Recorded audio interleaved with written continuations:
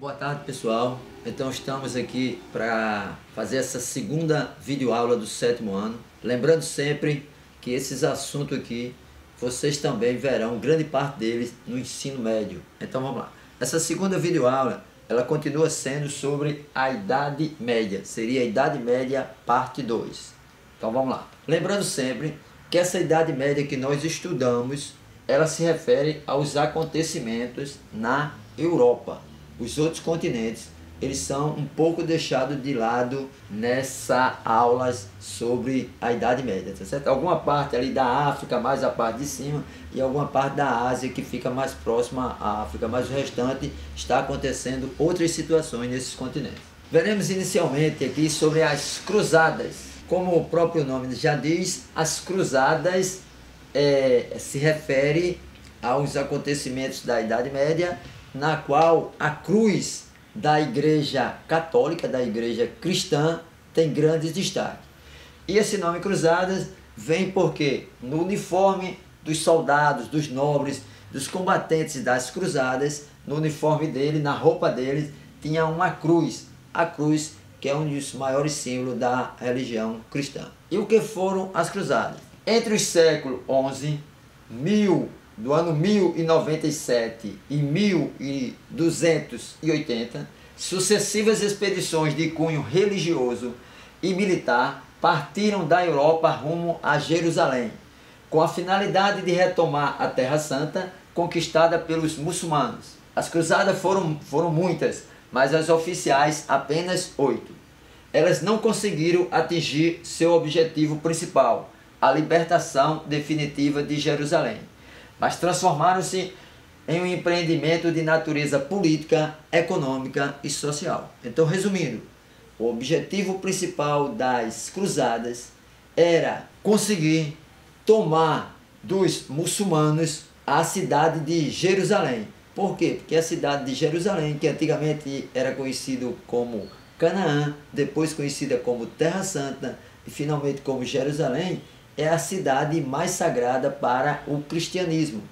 E ela é também sagrada para os judeus e também para os islâmicos, para os muçulmanos. Essa aqui seria a localização de Jerusalém. Se você for ver, ali à esquerda nós temos o mar Mediterrâneo, mais à esquerda aqui embaixo o rio Nilo e a parte norte da África, e aquela parte abaixo de onde está Jerusalém, grande parte da Península Arábica. Então Jerusalém é uma terra seca e ela é cercada por, ainda hoje, ela é cercada por milhares, milhões de muçulmanos. Então é uma região que hoje ela é habitada por judeus, por cristãos e também por muçulmanos, que muçulmanos são aqueles que professam a religião islâmica.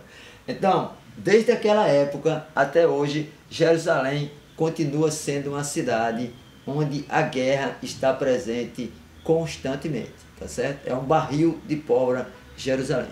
Isso aqui seria uma foto da cidade de Jerusalém atual. Cidade importante para as três maiores religiões monoteístas, a religião judaica, o cristianismo e o islamismo. Aqui seria um mapa das cruzadas, tá certo? Sempre saindo ali da Europa com direção a Jerusalém, que fica na Ásia, numa região conhecida como Oriente Médio. Então o objetivo principal dessas cruzadas, libertar a cidade de Jerusalém, que tinha caído em poder dos muçulmanos. Fim das cruzadas. Os cruzados voltaram para suas terras de origem com um gosto pelos novos luxos e confortos descobertos durante a viagem.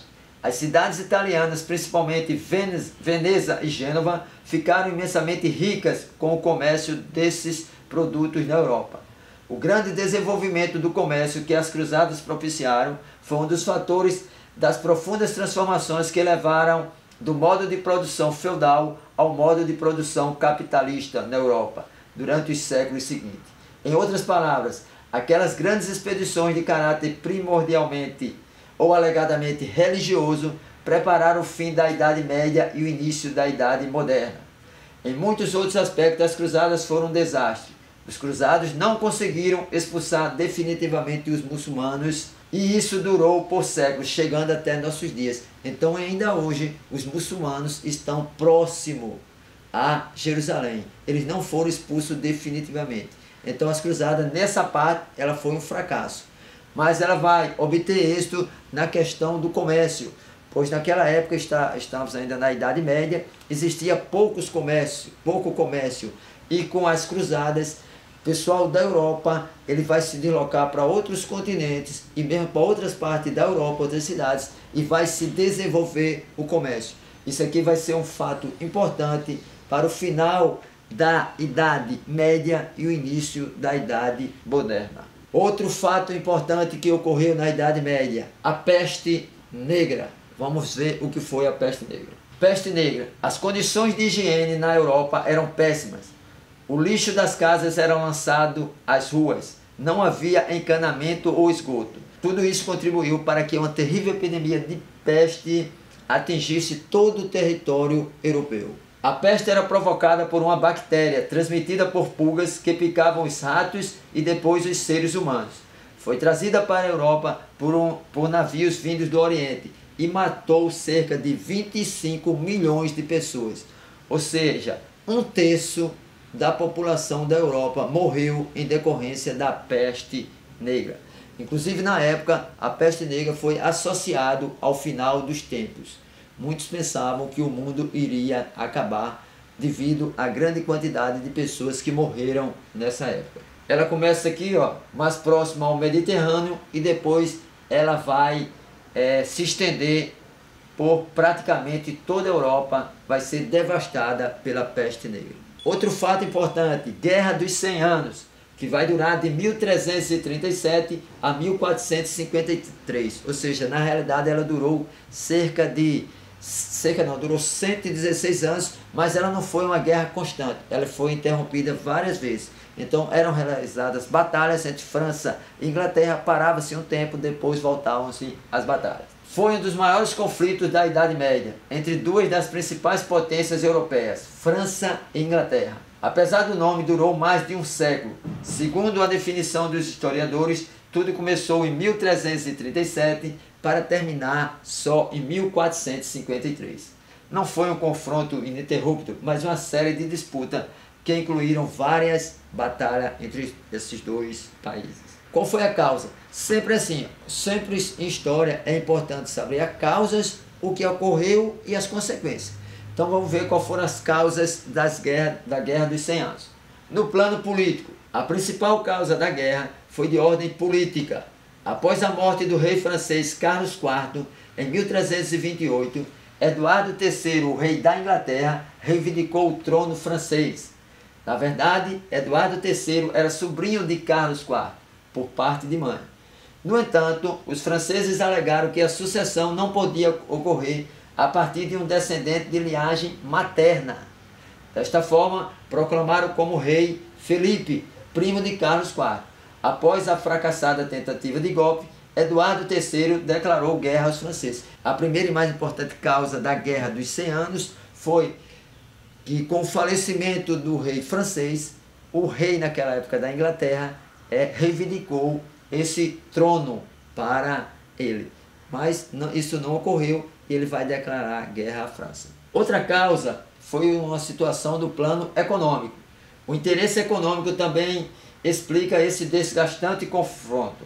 Nesse período, os monarcas preocupavam-se em fortalecer seu poder político através da cobrança de impostos. Foi a partir dessa situação que ingleses e franceses disputaram o controle fiscal sobre a próspera região de Flandres. Por um lado, os ingleses buscavam controlar Flandres pelo fato de fornecer a lã utilizada pelos seus tecelões. No entanto, a França exercia o controle político na região por causa de antigos vínculos feudais. Então existia uma grande disputa entre França e Inglaterra por essa região. A região seria isso aqui, ó. Lá em cima nós temos a Inglaterra, aqui abaixo nós temos a França, e lá à direita, bem lá em cima, temos a região de Flandres, que era a região da qual foi um dos motivos da Guerra dos 100 Anos. Nessa Guerra dos 100 Anos merece destaque também Joana d'Arc, combatente francesa. Ela nasceu em 1412, morreu em 1431, assumiu o comando do exército real francês em várias batalhas durante o reinado de Carlos VII. O Papa Bento XV nomeou a santa em 1920. Morreu na fogueira por heresia. Ela foi capturada pelo exército inglês e ela foi queimada na fogueira por bruxaria, tá certo? É uma heroína francesa que foi presa pelos ingleses, queimada como bruxa na fogueira, mas que posteriormente ela é transformada, vamos dizer, em santa pela Igreja Católica, e hoje ela ainda é considerada uma grande heroína na França. Final da guerra. A França conseguiu expulsar todos os ingleses do seu território, obtendo a vitória final da Guerra dos 100 Anos. Com a vitória da França, a monarquia francesa estava finalmente consolidada. Então a França, ela vence ao final de mais de 116 anos essa Guerra dos 100 Anos entre França e Inglaterra. Lutas dos camponeses. Famintos, cansados e sem proteção dos senhores, os camponeses deram início em 1358 às chamadas Jacqueries, revoltas que ocorreram nas regiões francesas da Picardia e da Provença e nas áreas em torno de Paris, que é a capital da França. As expressões Jacqueries derivam de Jacques Borrome, equivalente a João Ninguém em português, apelido que os nobres deram aos camponeses para ridicularizar.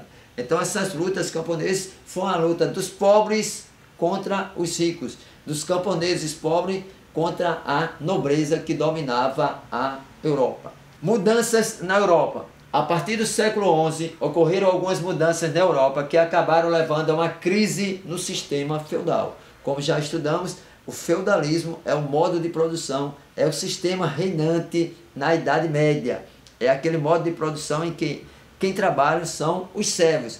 As outras classes, a nobreza e a igreja, o clero, a nobreza guerreia e o clero ora, tá certo? E só quem trabalha são os camponeses ou servos. Então vai acontecer várias mudanças aqui na Europa no final da Idade Média. Vamos ver algumas. A partir do século XI, as atividades comerciais tiveram grande desenvolvimento na Europa. Depois das cruzadas, vai aumentar esse comércio, e esse comércio ele vai se expandir por toda a Europa, chegando inclusive ao norte da África e a parte ocidental da Ásia. Feiras medievais. Isso aqui é importantíssimo, o entendimento de feiras medievais. As feiras medievais duravam de 15 a 60 dias e aconteciam uma ou duas vezes por ano, reunindo mercadores de várias partes do mundo. Sabemos que hoje em dia existem feiras, mas essas feiras elas são feitas no máximo em um dia, a maioria das feiras, mas naquela época essas feiras reuniam em determinados locais por um período que variava de 15 a 60 dias, pessoas que vinham de toda a Europa para fazer seu comércio. Então vai ter essas feiras vai fazer com que o comércio tenha um grande desenvolvimento. Essas feiras duravam algumas semanas ou podia durar até meses. Vendedores e compradores de várias regiões se reuniam e elas vão dar origem às cidades. Formação da burguesia, importantíssimo, que a burguesia ainda hoje é a classe que domina, porque vamos dizer que a burguesia era aqueles antigos comerciantes e mercadores que hoje em dia é quem tem dinheiro. Vamos dizer que os ricos são chamados de burguesia. O desenvolvimento do comércio na Europa provocou a formação de cidades e o crescimento de outras cidades que já existiam. As cidades eram inicialmente conhecidas como burgos, então as primeiras cidades recebem o nome de burgos, e seus habitantes formavam um novo grupo social, a burguesia. Então esse nome de burguesia vem de burgos, que era o nome dado às primeiras cidades surgindo no final da Idade Média. Burguesia. A burguesia era formada por comerciantes e artesãos. Com a expansão do comércio e do artesanato, houve uma ascensão social da burguesia, ou seja, do grupo de homens de negócios que viviam nas cidades, livres dos laços feudais. Ascensão da burguesia. Mercadores das cidades lucravam com a inflação, pois seus produtos agora estavam em alta, enquanto salários, aluguéis e arrendamentos tinham seus valores depreciados. Muitos burgueses se enriqueceram e casaram-se com filhas de família dos nobres empobrecidos.